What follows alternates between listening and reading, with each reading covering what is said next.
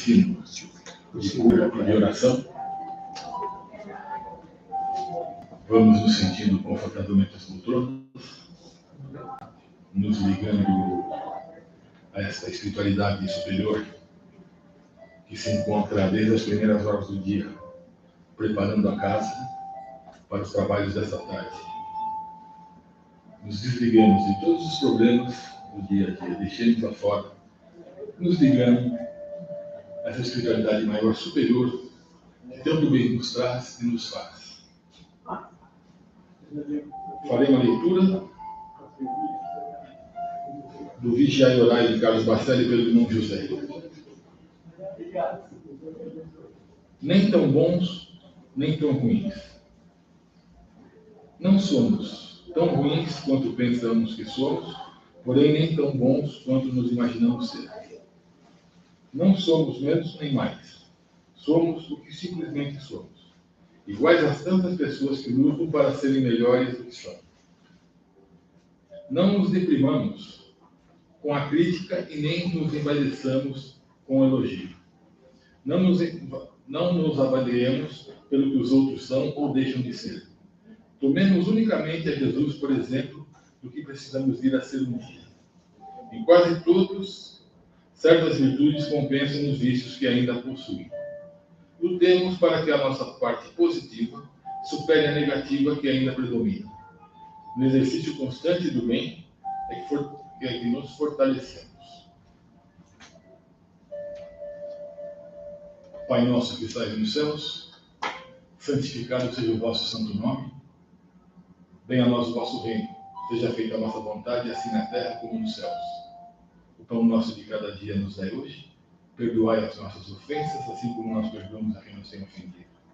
Não nos deixeis cair em tentação, mas livrai-nos, ó Pai, de todo mal, para que assim possa ser sempre seu o reino, o poder e a glória em todos os pontos do universo. Graças a Deus, graças ao Mestre Jesus, que assim seja. Muito boa tarde a todos e gratidão. Vamos receber agora a nossa irmã Silvia, palestrante da tarde.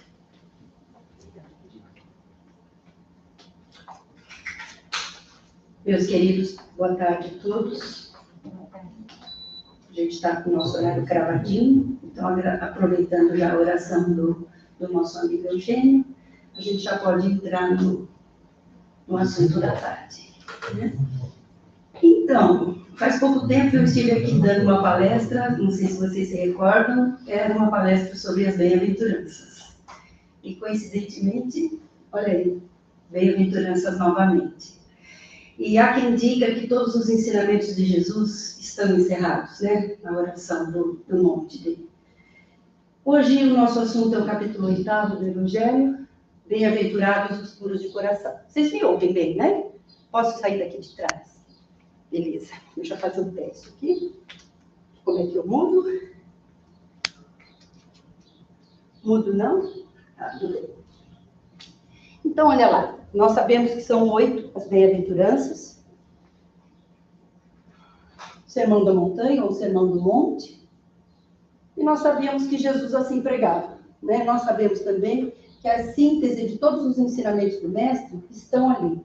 Então, quando nós pegamos aí essa oração do monte e analisamos frase por frase, há aprofundamento de conteúdo absurdo ali. A gente fica refletindo muitas vezes em cima de cada frase e cada vez que a gente reflete, a gente aprende um bocadinho mais.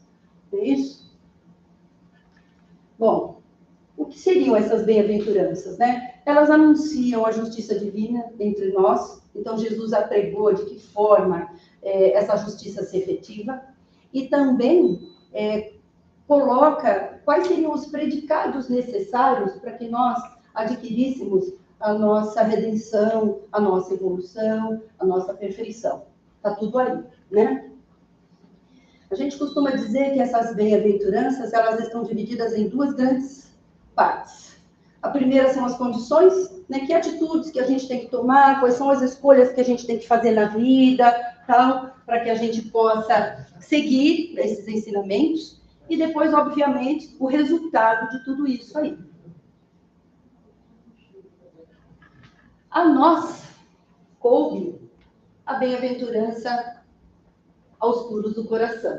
né? Então, o capítulo 2 do Evangelho do Espiritismo é esse aí, bem-aventurados os puros de coração, e a gente tem no Evangelho de Mateus essa frase, né? Ele conclui, ele fala, bem-aventurados os puros de coração, aí vem as consequências, a segunda parte da bem-aventurança, né? Porque verão a Deus. Bom, por que coração, né? Porque não foi o fígado, porque não foi o cérebro, né? E a gente sabe, então, que o centro de força que comanda os nossos sentimentos, ele se situa, mais ou menos, nessa nossa região aqui, na região do coração, né? A gente chama de centro cardíaco. E a gente sabe também que os sentimentos, eles são filtrados por esse centro de força e chegam até o centro do raciocínio da lógica, que é o nosso cérebro. Então, existe um comando muito grande entre o nosso coração, ou seja, os sentimentos, as coisas que estão acontecendo ao nosso redor, de que forma isso daí nos impacta e como isso chega para que tomemos atitudes, né? Tenhamos, assim, postura frente àquilo que está acontecendo ali ao nosso redor, vai para o cérebro e o cérebro comanda o que fazer a partir dali. Então, a gente costuma dizer que o mundo emocional da criatura, ela se encontra nessa região aqui. E daí o fato de Jesus ter mencionado a pureza aí do coração. Pureza de coração, né? Aí vem Kardec no seu Evangelho, nesse mesmo capítulo que nós estamos estudando nesta tarde, ele diz que a pureza de coração, ela está muito ligada a tudo que é simples, a tudo que é humilde. Então, a gente tem que tirar o orgulho, a gente tem que tirar o egoísmo, que são filtros muito difíceis e que fazem com que a gente veja as coisas que estão acontecendo ao nosso redor de uma forma distorcida. Então, para a gente poder enxergar o mundo divino, é importante que a gente tire esses vidros da frente, da nossa percepção, para a gente poder ter o tal do coração puro. É importante também, né, que a gente evite que as coisas que estão ao nosso redor nos magoem, a ponto de mancharem os nossos corações. Então é aquilo, né? A gente sabe que a vida, ela bate. A gente passa por dificuldades muito difíceis. E isso não dá para fugir. A vida é uma escola e as lições vêm até nós com um propósito. Então, as lições que vêm até mim são diferentes das lições de cada um de nós aqui da sala, mas nós sabemos que não tem endereço errado. Agora, o que importa é como que essas lições batem e ficam em nós. E isso nós temos a responsabilidade de fazer. Então, que essas lições que chegam, elas não nos tornem amargos, não nos tornem descrentes, não nos tornem revoltados. É muito importante que a gente compreenda que tudo que vem até nós, mesmo que sejam coisas difíceis, elas têm um propósito bom, um propósito maior, um propósito de ganho, de conhecimento, de aprendizado, de reajuste. E assim, a gente vai impedindo que as impurezas, como está aqui a frase, né? As impurezas oriundas das coisas do mundo manchem essa nossa forma de ver a vida, para que o nosso coração se mantenha puro, se mantenha limpo. Tudo que emocionalmente nos afeta vai cravar em nós, né? O nosso perispírito, ele recebe esses sentimentos e ele fica magoado ali, de coisas boas também, né? Fica marcado de coisas boas também. Então, é importante que a gente seja, por isso o orar e vigiar de Jesus, né? A gente ora porque a oração nos conecta ao alto e a gente vigia para que justamente todas as coisas que estiverem ao nosso redor não nos atinjam de forma a nos manchar interiormente, a nos magoar a ponto de ficarmos com as nossas almas doentes. Tristeza sim, né? Agora, a alma, quando ela adoece, fica mais difícil de completar. Todas essas frases foi tirada desse livro, Jesus, Intérprete de Deus, é um livro maravilhoso. Na verdade, esse autor já tem vários volumes, volume 1, volume 2, volume 6, volume 7, mas fala muito sobre o quanto Jesus é importante nas nossas escolhas, no nosso padrão de vida. É o nosso mestre maior, sem dúvida, né? Um outro pensador espírita maravilhoso, né, o Haroldo Dutra, ele diz o seguinte, ó: se a mente é o espelho da vida, o coração é a face desse espelho. Então, justamente, né, quando nós nos colocamos na frente de um espelho, a gente vê uma imagem ali. E é bem isso. Então, tudo que está acontecendo conosco impacta aqui, nessa nossa região aqui. Então, dependendo do que a gente sente, isso vai para a mente. Então, se eu sinto mágoa, eu fico com raiva, né? Se eu sinto tristeza, eu quero chorar, eu fico depressivo. Então, existe uma comunicação muito grande entre o sentir e o agir. E é por isso essa fala de Jesus, sempre preocupado com a coisa do coração puro, porque o coração passa a ser um grande filtro que vai fazer com que pensemos diferentes, possamos assumir posturas frente à vida mais amenas, mais pacíficas. Isso depende muito desse filtro aqui, que a gente precisa aprender a controlar. Agora, essa conexão que a gente faz com o alto, que a gente chama de oração, ela é importante ainda, né, no nosso estágio evolutivo. Dia chegará que a gente não vai precisar mais de orar para entrar em comunhão com o divino. Nós estaremos 24 horas por dia num estado orante, que a gente fala, em conexão com o alto. Mas ainda imperfeitos que somos, muitas vezes nos desequilibramos, muito mais desequilibrados do que equilibrados, na verdade. A gente então tem aquele momento em que a gente para tudo para orar. Então, é um momento em que a gente orando, a gente eleva o nosso padrão vibratório e a gente entra em contato com o alto, com as energias mais sutis, com os nossos mentores, no caso, tá. Agora, e a oração? Né? Aí é que vem o assunto da nossa conversa de hoje, porque a proposta da tarde, das nossas reflexões, não é o capítulo 8º inteiro, ele é um capítulo rico, longo, ele está fechado para nós hoje no item 10. E o item 10, ele trata justamente esse tema aqui. De que forma nós entramos em sintonia com essas energias? Como é a nossa oração? De que forma nós oramos? Aí eu achei por bem compartilhar com vocês o próprio item 10 do Evangelho segundo o Espiritismo, para nós refletirmos juntos. Ó. Então, o item 10 começa assim. Né? Os antigos judeus, eles desprezaram os verdadeiros mandamentos de Deus e passaram a se atentarem mais à prática de regulamentos que eles mesmos haviam instituído lá na doutrina deles. Então, as práticas exteriores. E a tal prática era tão importante que passou a ser a coisa mais importante daquele momento, daquele ritual religioso para eles.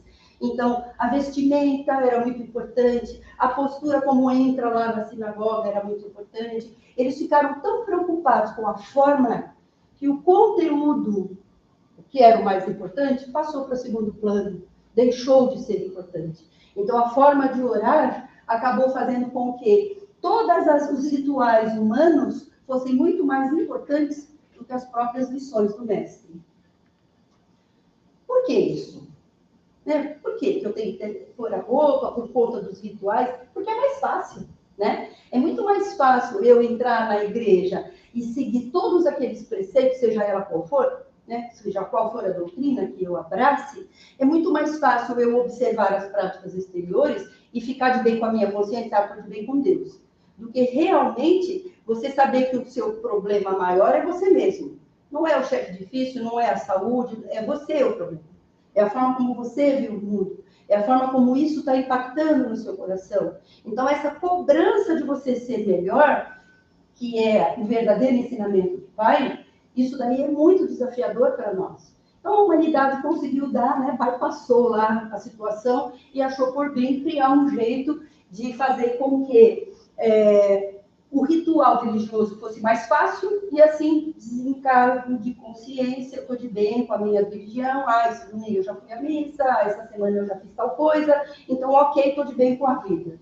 E não é bem assim, porque nós sabemos que todas essas práticas, e aí o grifo foi meu, né, quaisquer que sejam as práticas, conservam as pessoas exatamente como elas eram. A forma como ela entra, né, no ritual religioso lá, e a forma como termina e ela sai, e ela não leva nada para refletir, e ela não se esforça em nada para melhorar, não agregou valor nenhum. O que ela foi fazer lá? Ela perdeu o tempo ali? Não tem valor. Porque o que é a religião? A religião não é uma conexão que nos liga a Deus, que nos torna melhores? Então, se eu vou num lugar onde eu entro e eu saio e eu não melhoro, não está fazendo efeito algum. E aí? Lá judeus, né? Aí o evangelho vem mais para frente e fala dos cristãos de uma forma geral. Os cristãos, assim como os antigos judeus, também, né? Promessas, velas, missas, rituais, tudo isso são processos que a gente ainda adota, mas que nós sabemos que são desnecessários e eles não geram frutos reais. Essa luz está muito clara? Vocês preferem que eu apague ou tá bom? Vocês conseguem ver a tela direitinho? Está dando para ler? Tá? Então, o que a gente vê aqui? Né? A gente vê que nós ainda estamos muito arraigados à coisa das práticas exteriores. Para nós é importante. A gente não está aqui criticando. Às vezes é importante para alguns. Né? Eu estava até comentando, refletindo um pouco isso com o meu marido. Às vezes, muitas vezes, quando você olha para uma imagem de um santo, que é desnecessário, né? Nós sabemos que tudo é mente. Mas, às vezes, aquela imagem, ela te eleva. E você ali se solta numa oração mais sincera. Aquilo foi uma bengala, aquilo foi um momento que te ajudou a você se elevar para você orar. Então, às vezes, pelo momento que você está passando, pelo atual estágio em que nós, espíritos encarnados, ainda vivenciamos, muitas vezes aquilo ainda é necessário. Mas, estudando Kardec, os livros de espíritos superiores, a gente entende que tudo é pensamento. O resto é humano. Então, a gente precisa entender que a nossa conexão com o divino, ele se faz via pensamento, só. Não há local, não há ritual, não há vestimenta, nada disso é importante. Aí a gente pegou aqui, né, o Evangelho fala muito assim, é muito mais fácil lavar as mãos do que expurgar o coração. E aí a gente faz uma comparação, né? Lavar a mão é uma prática exterior, a mão, né, fisicamente falando.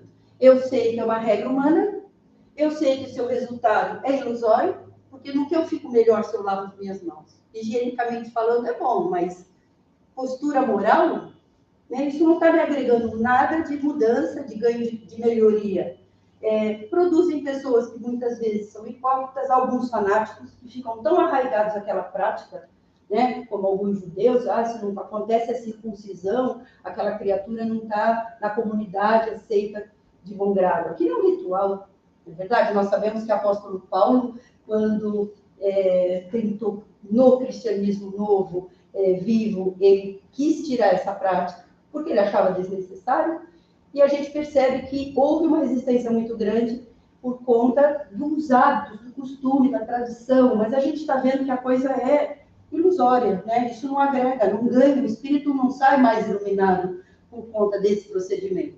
Então a gente sabe que é uma crença nula. E aí, eles falam aí, fica forte, né? Mas não é. Se a gente comete algum tipo de crime, que seja um crime até na própria sociedade, né? Um assassinato, algo muito grave, e eu venho da coisa da prática exterior, eu vou lá, me confesso, rezo não sei quantos lá que me dão de tarefa, né? Quantas orações eu preciso fazer, e eu saio perdoado. Ao passo que lavar o nosso próprio coração exige trabalho, né? Porque a gente precisa de uma mudança muito grande. A gente precisa mudar o nosso jeito de ver a vida, o nosso jeito de se relacionar com as pessoas. Essa lei é divina. O resultado é positivo, porque vai produzir um homem melhor. Né? Se a gente tenta, a gente vai melhorando aos pouquinhos, a gente cada dia vai ficando um pouquinho melhorzinho, né? Hoje melhorzinho do que ontem e assim sucessivamente. Ela é uma prática eficaz, porque ela está promovendo a minha mudança, que é a finalidade da religião. A gente sempre tem que estar pensando, né? Por que existe? Né? Vamos colocar aí a nossa mente para funcionar. Existe para que eu me conecte com o alto. Por isso eu procuro uma fé. Não importa o nome da minha fé.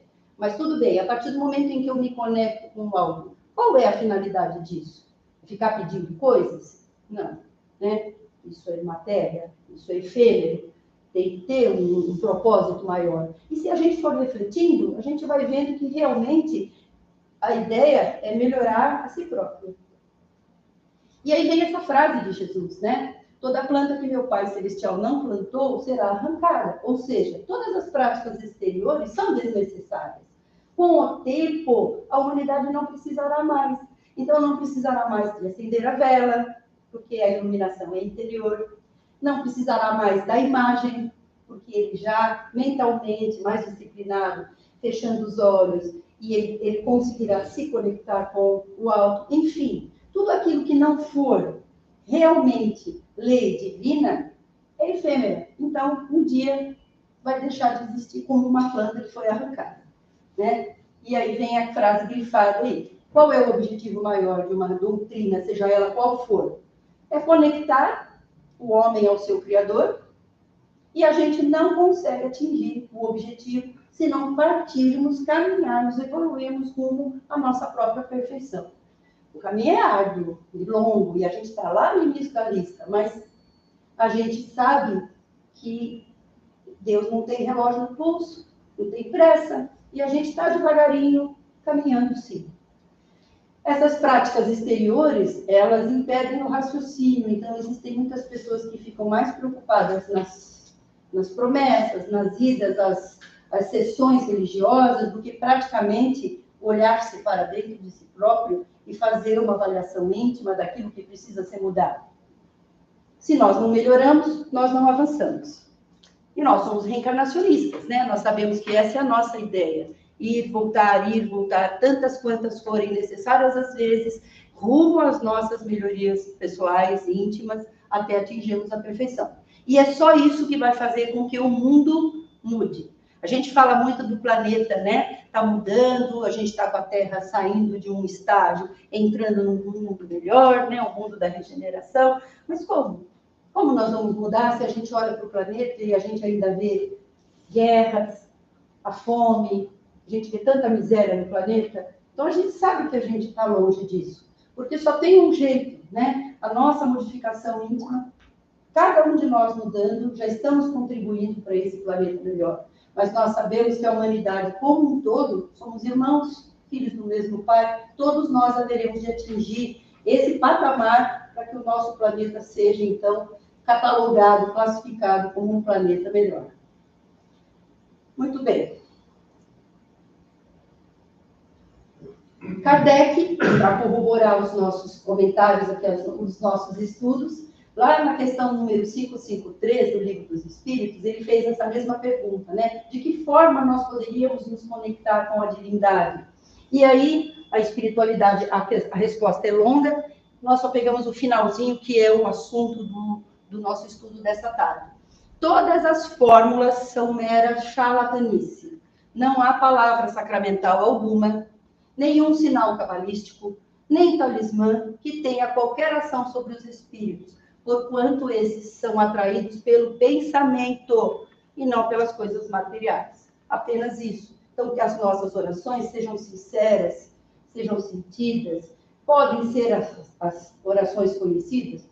Pode, desde que você as sinta quando estiver pronunciando essas palavras, o que elas significam, para que a gente não fique maquinalmente, né, falando e a cabeça pensando em outras coisas. Isso não tem valor. O que atrai os espíritos são os pensamentos.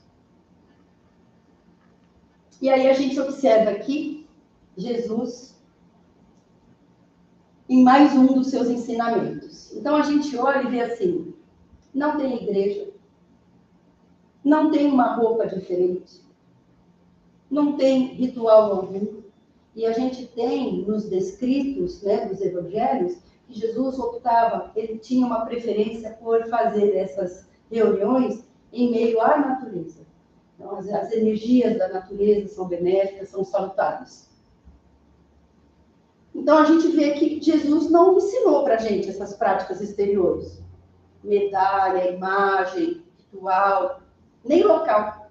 Né? Ele sentava simplesmente num lugar, deixava que as pessoas se aproximassem, e aí vinha um bate-papo. Né? A gente percebia também, e isso quando a gente lê os evangelhos, a gente percebe, que às vezes Jesus trabalhava com as indagações, né? As pessoas vinham com as perguntas, mestre, como eu faço para perdoar alguém que me magoou bastante? Aí ele vinha com a lição. Então era uma conversa, era uma troca serena, tranquila, não havia imposição. Então a gente percebe que quando estivermos necessitados de nos conectarmos com o alto, é continuar seguindo né, as pegadas e os ensinamentos do mestre. Tem um trechinho também interessante para a gente conversar. Esse trecho a gente está vendo aqui no Evangelho de São Mateus, mas a gente percebe muito um pouco parecido, a gente tem, acho que acho não, tem com certeza, no Sermão da Montanha também tem esse trechinho. O jejum é uma prática judaica bastante comum. Algumas religiões também seguem a coisa do jejum, né? Ou seja, você se abster voluntariamente de alimentos. Então, Jesus veio aí. Quando jejuardes, não tomeis um ar triste, como os hipócritas, que desfiguram o semblante para que os homens vejam que eles estão jejuando. Em verdade, vos digo que já receberam sua recompensa. Então, havia uma necessidade muito grande, né, da prática exterior. Eu estou jejuando, mas eu vou contar para todo mundo que eu estou jejuando.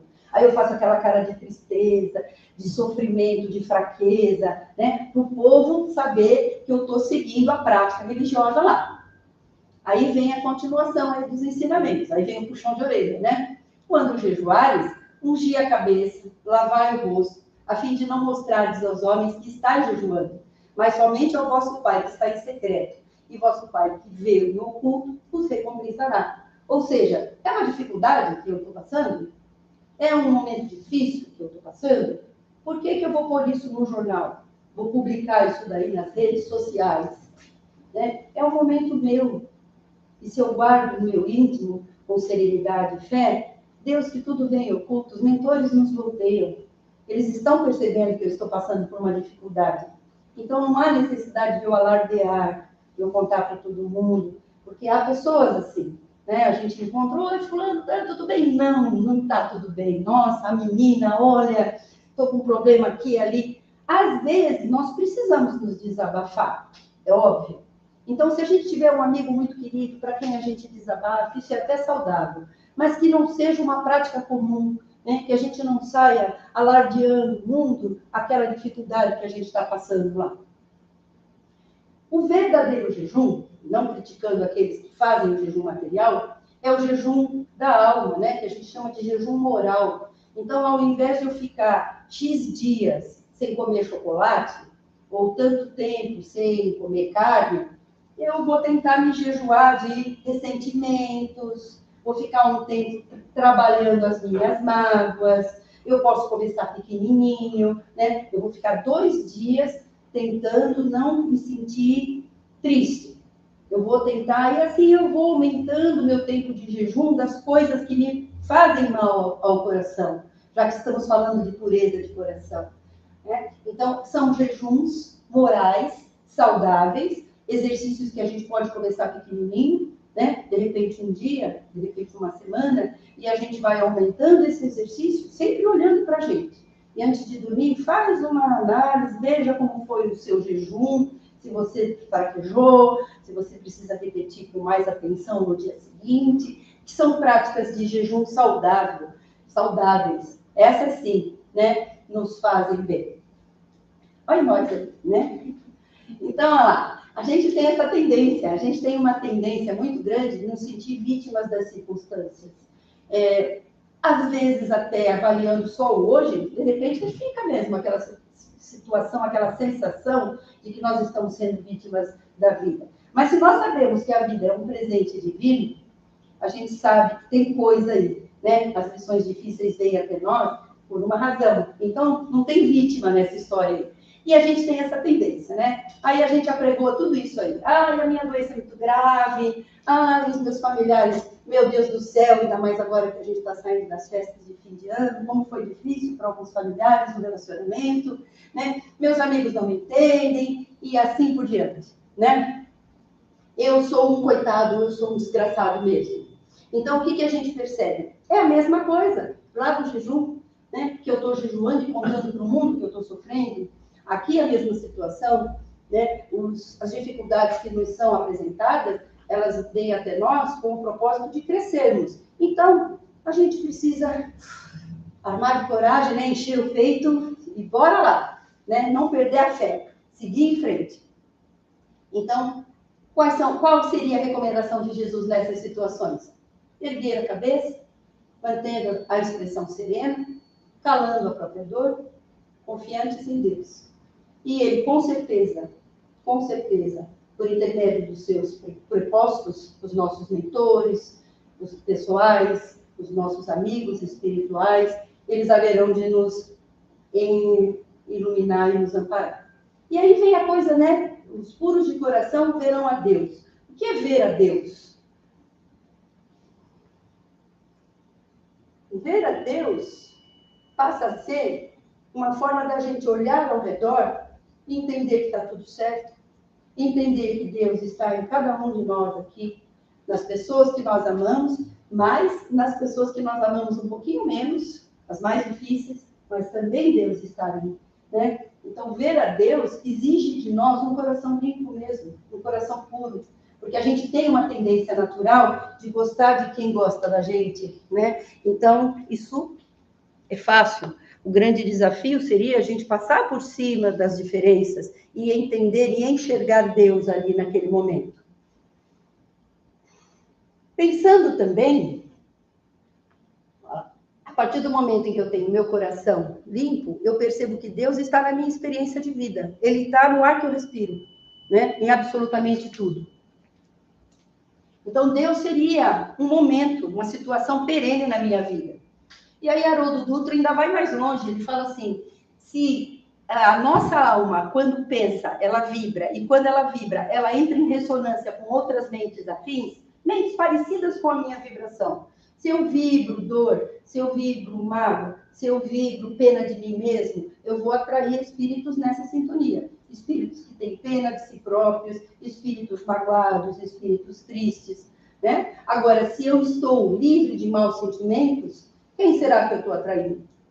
Né? Eu estou atraindo mentes iluminadas, esperançosas, mentes serenas, que farão o seu papel como orientadores espirituais. Eles virão até nós com as soluções que nós precisamos para os nossos problemas. Às vezes não é imediato, mas às vezes a gente vai dormir e acorda com a solução, não sabe nem como. Ah, não sei nem como é que eu pensei nisso. As coisas vêm, elas vão acontecendo quando nós mantemos a nossa fé, né? E quando a gente está com as mentes, a nossa mente mais educada, mais trabalhada, é aquele momento, né? A gente está treinando aquele estado orante que a gente comentou. Eu fico numa sintonia onde eu enxergo Deus. Eu enxergo Deus numa flor, eu enxergo Deus numa situação, eu enxergo Deus até no momento difícil, para que eu aprenda a trabalhar a minha paciência, para aprender a trabalhar a minha resiliência, enfim, as dificuldades que eu preciso desenvolver em mim. Eu só vou desenvolver se eu for provocado. Então, muitas vezes, essas dificuldades, elas vêm com o propósito de nos provocar, para tirar a gente daquela zona de conforto e obrigar a gente a caminhar para frente, né? Deus passa a ser a verdade das nossas vidas. Bom, para consolidar, a gente está caminhando aí para o finalzinho da nossa conversa. O que a gente chega à conclusão desse capítulo, né? Os puros de coração que verão a Deus. E nós vivemos em constante cegueira, né? A gente lembra de Deus quando a gente ora, mas fora isso a gente esquece. Então a gente vive sabendo que Deus está lá e a gente está aqui embaixo, bem longe, mas não é bem assim, né? Nós precisamos despertar, começar a enxergar a Deus, ver a Deus nas coisas e nas situações. E para isso eu preciso limpar os meus sentimentos, o meu coração. Não existe receita exterior. Não adianta eu acender vela, não adianta eu levar flor, não adianta nada disso. O importante é que a vela, a luz seja interior, o perfume da flor seja o perfume do meu coração, enfim, a mudança seja interna.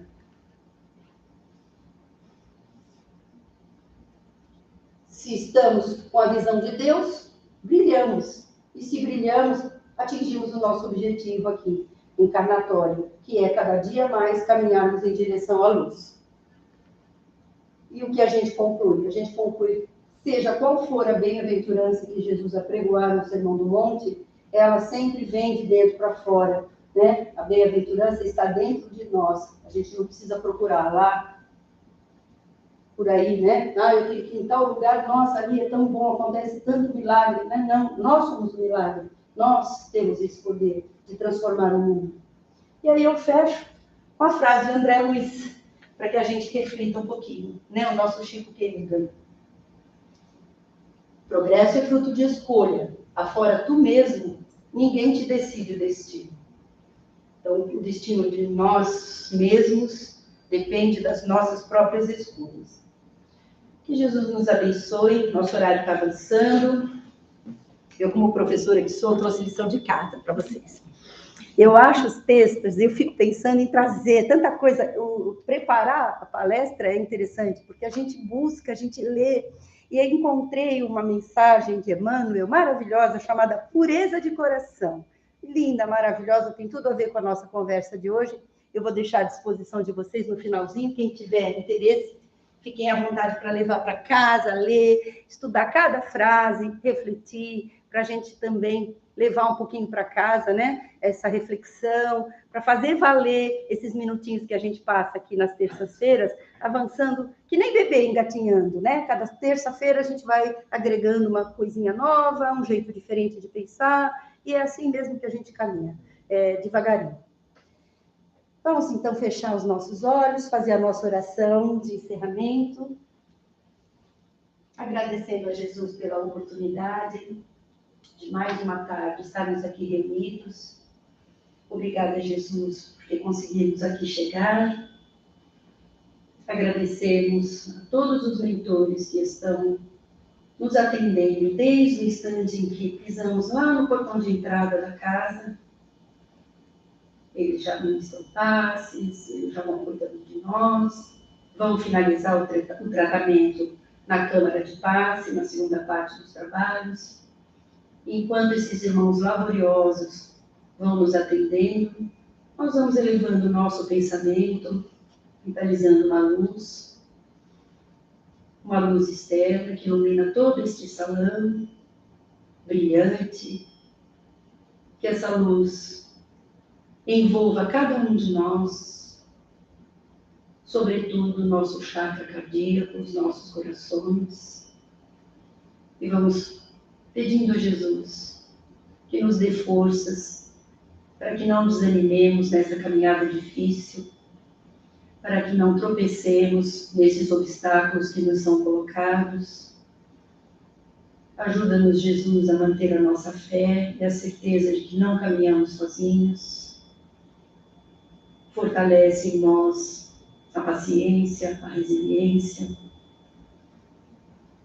Que os nossos amigos espirituais, os nossos leitores queridos, também, nesse momento, sejam abençoados pela doce luz do Mestre.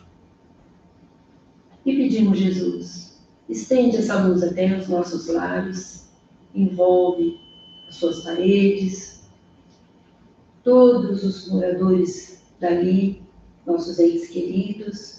Alguns gostaríamos até de ter trazido até aqui, mas que não nos foi possível trazê-los. Que eles sejam abençoados também. E que possamos, Jesus, ao longo desta semana, treinarmos a nossa pureza de coração, tentando não julgar com tanta severidade aquele que estiver ao meu lado, suas atitudes, suas palavras. Vamos treinando também a nossa forma de nos ver, não sendo tão severos conosco mesmos, trabalhando em nós o perdão, a compreensão de que somos crianças espirituais. Estamos aqui aprendendo, errando todos os dias. Com a sua paz, Jesus, nós pedimos permissão para encerrar essa parte dos trabalhos e irmos para a parte dos passos magnéticos. Que assim seja, Senhor. Graças a Deus.